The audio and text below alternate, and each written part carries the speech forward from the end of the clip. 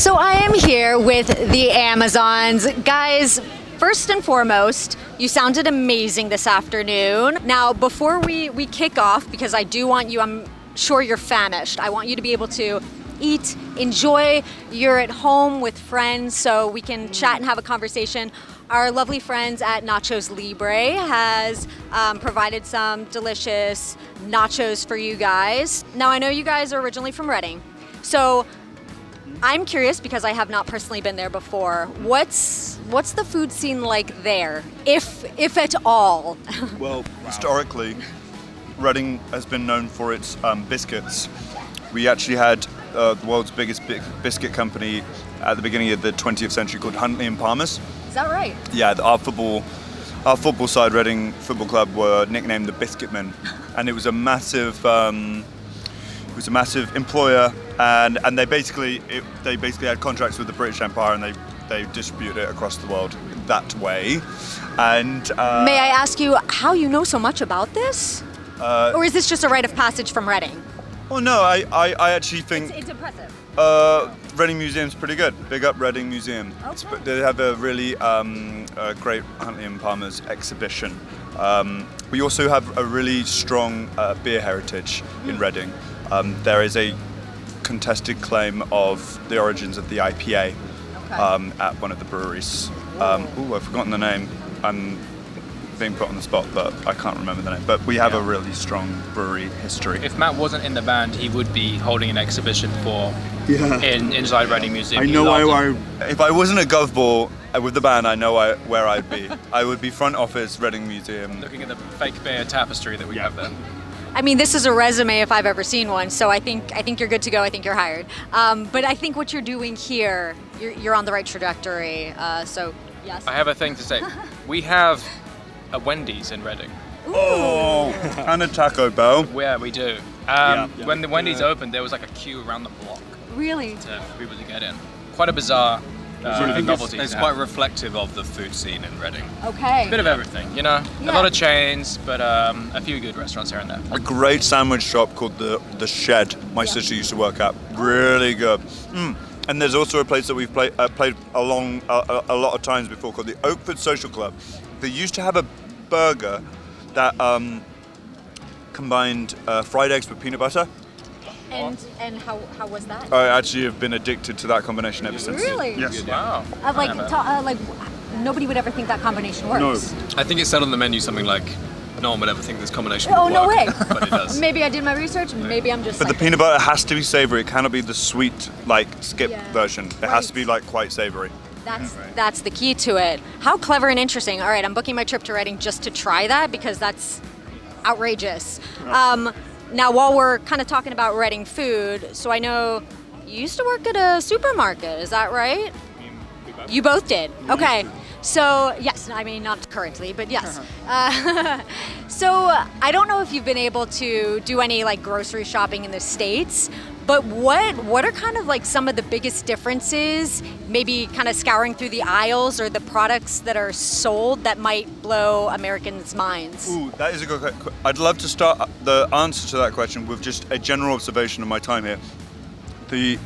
England is crying out desperately for a Trader Joe's. It's the greatest supermarket I've ever been in.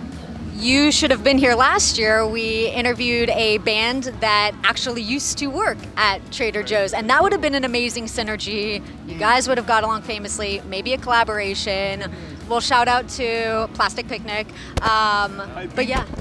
English supermarkets might possess less foodstuffs that would kill you than US. Good. There's a lot of Just slightly less. And I think they're rolling, now we're out of the EU, don't start. Yeah.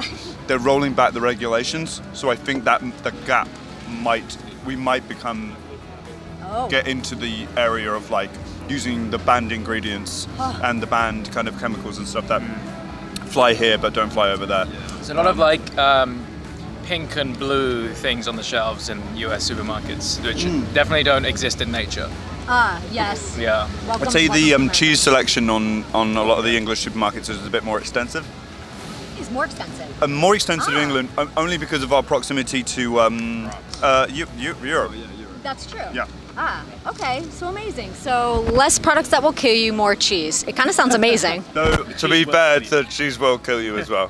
Yeah, sorry. You're like more does not. But slower and over a longer amount of time. Yeah, and in style, because you can have it with your red wine. Just swirl your red wine, eat your cheese until you're dead. Saying that, I think like I do prefer US supermarkets because there's just this heightened drama. Okay. That's what you want when you're shopping. It's more of like Anxiety. an obliteration of the senses. Okay. You also have a lot of good like craft beers or like local breweries that you sell like cans of those. There's so many. That's really cool. Everywhere is I like craft seeing brewery. that. Yeah, because America does have a lot of hipsters, so that's one thing that we have. You've got the cheese, we've got the breweries. Then Yeah. you combine synergy. Yes. It's a perfect synergy. Okay, I'm learning a lot here. You guys should also do some like, they should commission you for like the Reading tourism. Because, I mean, you're selling it. Like I'm seriously, we're gonna book tickets, right? Like we're booking tickets? Yeah, it's happening. Now I know you guys have some merch and there's a cute t-shirt with a little coffee cup on it. So like, how are we drinking our coffee? Everyone's different here, I think. We'll start with you. Start with Chris. I have mine black as night. Yes. I like it espresso Okay. with just like not as much water as you'd get in an Americano, so it's really strong. Stronger the better. Okay, perfect. I want it to be like black swill Yes. to wake me up. Amazing. Okay, I'm into it. I also drink mine black as well, so Good taste. yes. Nice. I'm actually quite new to drinking coffee. I only started drinking coffee about 2 years ago. So Welcome. I'm still a little bit on baby steps. You're in the latte place. I'm in a latte, cappuccino, baby chino thing. not baby Still chino, in the no. puppuccino But place. actually, you know what? They are delicious. So I've decided to drink this Argentinian drink called mate, yerba mate. You have it in a little cup thing. Yes. And that's no joke. Yeah. That'll wake you up. Okay. That'll clear out everything on it. So I've kind of like skipped the old espresso in the morning and just gone straight to that. Big time. Got the old source of it. One of my favorite coffee experiences ever was in New Orleans in the French Quarter at Café du Monde. With The famous Café du is it Monde? beignets? Beignets, yeah. And then chicory coffee. Chicory coffee. Now, you cannot get this in the UK. I Okay. did buy a Café du Monde thing on Amazon, and I just can't get it tasting right. And but there's a coffee place called Blue Bottle, Yes. and they do a Nola, a New Orleans style iced coffee. I implore you, do it. It's so good. Actually, to be fair, you like your coffee black, so. But if It's a little sweet. If it's an It's sweet. experience, I can do it. I'm down. You know, I can break Yeah, away. chicory infused in coffee is the one. Okay. So good. Okay. I've got so many plans ahead of me. I've got my calendar filled. This is really great. Now, you also have a song called Junk Food. I know it is not junk food, but let's make it about junk food. Okay. What's everybody's favorite junk food? Well, you know what? This tour, we've been here for about 7 or 8 days, and every town we've been going to, we've been trying to find the local delicacy. So Philly cheesesteaks. Yeah. We were in Maryland. We had seafood there. Bagels yesterday. So do those count as junk food? Oh, poutine in Toronto. Poutine in Toronto. On a baking hot day in Niagara Falls. Yeah, that was like Finally 31, found Smokes Poutine. Yeah. Shout out Smokes Poutine. 31 degrees centigrade, just like hot chips with gravy. Like, It's not the Unbelievable. one.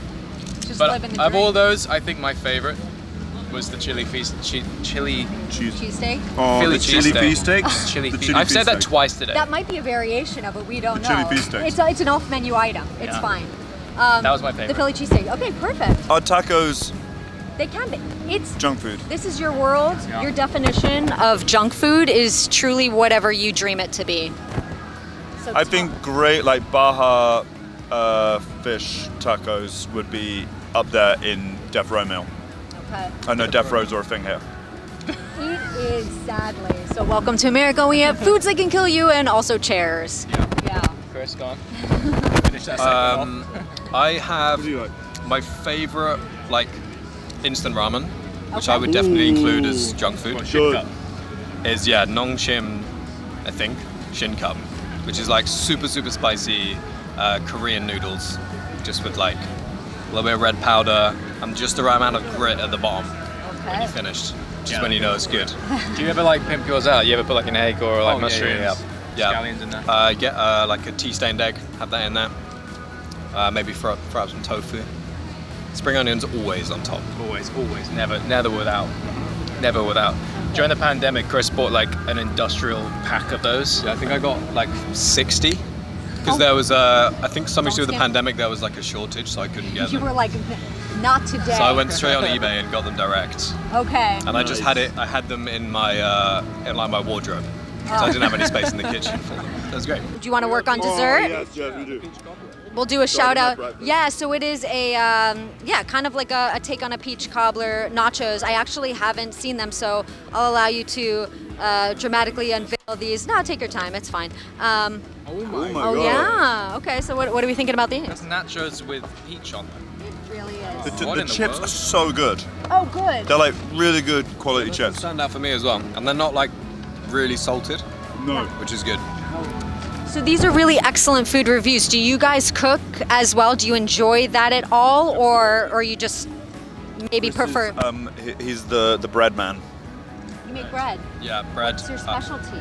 Um, If you have one, or they could be all the bread. I'm trying to make my specialty everything bagels, That would be which fantastic. is really fun. I've Yeah. made like probably about 6 batches that have gone really well. Okay. And then maybe about 15 that have gone really badly. And what do you think was the main issue with the 15? I think I overprove them and they come Okay. out really flat. So they're like pita breads, which is really great. But maybe also kind of delicious, like everything pita. They always taste good. Okay. But they're just like really difficult to eat and you just can't eat them like you would like to, you know? It's not the same. Now that you've had like the New York experience too, question about that. The bar is high, but do you? I just want to make sure. Are you boiling them before you're baking them? Absolutely, of course. And I do them the New York way as well. Oh, what's With- New York?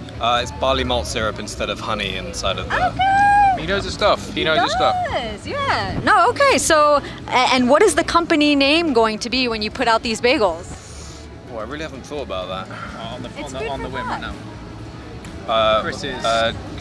Chris's hot. Cracking. Boiled bagels. Chris's cracking boiled bagels. Maybe that's it. Always boiled. Yeah. Well, one day I'm gonna open a bagel like van, Yeah. and it's gonna have like 3 options on the menu: cream cheese, egg and cheese, and then like a meaty one.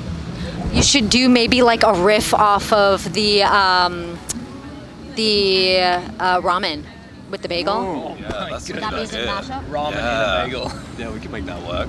You can take that idea and run with it. You're welcome. It happened here. Cooking? Anybody? Pretty basic. Okay. I'm learning my recipes. TikTok, thankfully, has been helping me. There's a lot of good stuff on there.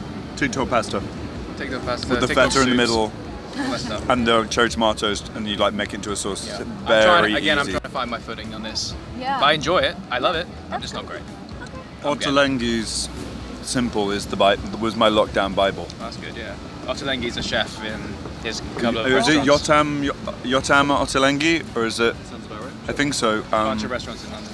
Yeah, he's like a London Israeli chef who's very good. It's like kind of Mediterranean type Israeli type food. And but he released a book called Simple, and I got it at the beginning of lockdown, and it was a lifesaver. Okay. Lifesaver. So, do you think there may be like, should we put into the universe like maybe some kind of collaboration of sorts? Like, With Ottolenghi? Hell yes. Hell yes. We actually talking about Reading, we collaborated with a Reading-based brewery called Renegade and made our own beer. really? Yeah, it's an IPA. It's like a West Coast IPA. It's like citrusy finish with like kind of hints of pine. So we need to shout that out. What do you want to say? The beer is called Blood Rush. The beer is named after a song of ours called Blood Rush. And you can get it online in batches of like 16 or something. And plug that, yeah. it's pretty good.